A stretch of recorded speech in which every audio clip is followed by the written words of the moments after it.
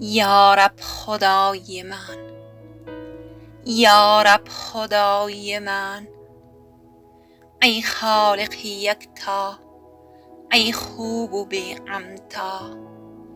هر جا گذر کردم دیدم نشانت را. هستی از آن تو ای ماه دل آرا. من کی توانم گفت حمد و ثنایت را.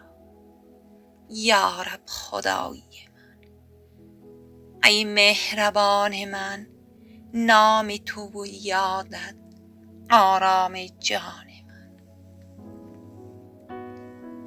تو خالق دشت و کوه و بیابانی، رحیم و رحمانی، خدای سبحانی.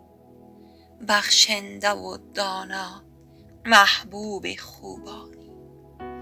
دارم به تو امید وقت پریشانی.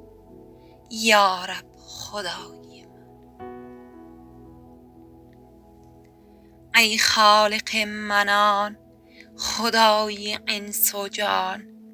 درد مرا درمان، رنج مرا پایان.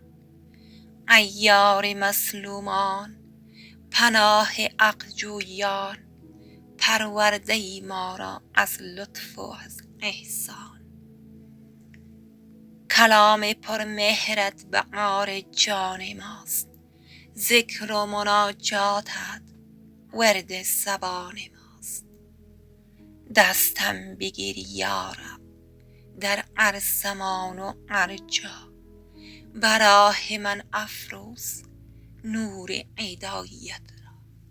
یا رب خدای من، یا رب خدای